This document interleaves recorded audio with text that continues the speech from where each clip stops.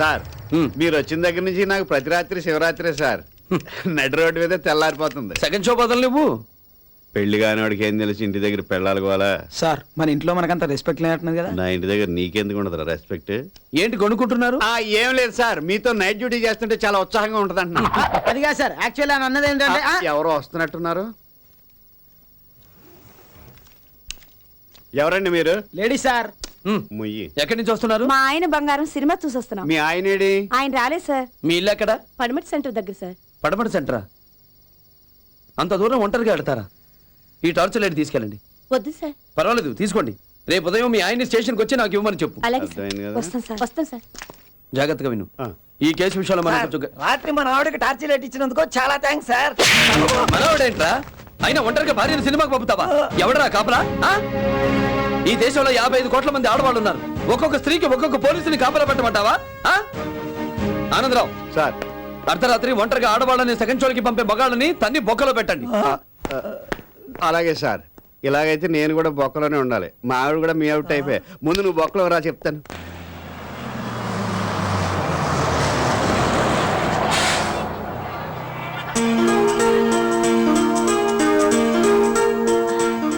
Swathi, డీసీపీకి auto డబ్బులు ఇచ్చేస్తాను. ఏ bus కదులుతుందే. కదిలే రూపాయి వచ్చేస్తానులే. ప్లీజ్ వద్దే.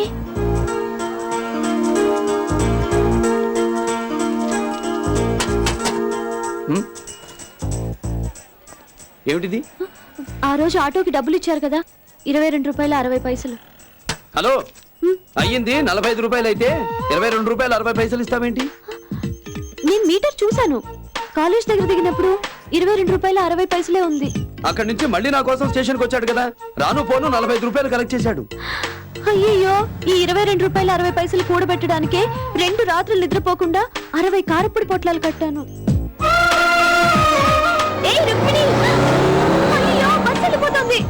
ఇప్పుడు ఎలా? మళ్ళీ ఆటోలో వెళ్ళండి. ఆటోకి డబ్బులు? ఓహో, మీ దగ్గర డబ్బులు ఉండవు కదూ. బస్సులో వెళ్ళడానికి 2.5, రావడానికి 2.5, మొత్తం 5 రూపాయలు. మధ్యాహ్నం తినడానికి పెరుగన్నం, ఆవకాయ పచ్చడి.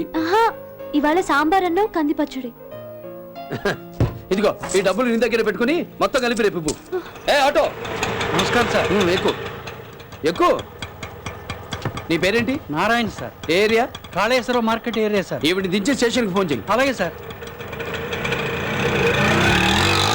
మోహన్ రావు సార్, ఆటోని ఫాలో అవ్వు. నిన్ను పోలీస్ స్టేషన్కి ఎందుకు ఫోన్ చేయమన్నారు? కొంచెం రౌడీలాగా అగుపడుతున్నాం కదండి, అందుకని. ఆయన మీ బంధువులండి? కాదు, వెనకాల కానిస్టేబుల్ కూడా పంపుతుంటే అనుమానం వచ్చిందిలేండి. చాలా గొప్పోడండి.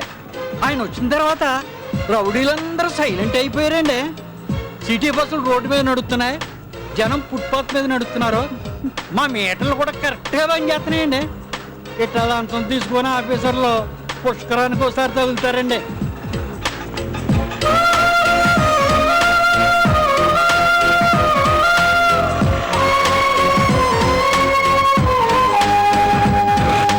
వెనక కానిస్టేబుల్ కూడా వచ్చాడు. అవునే.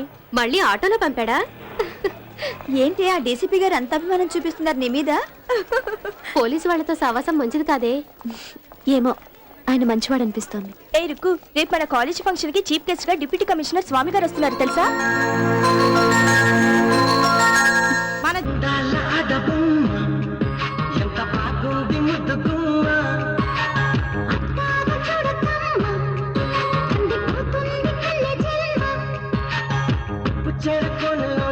చిక్కుకుంది రక్షించు నన్ను చప్పునా.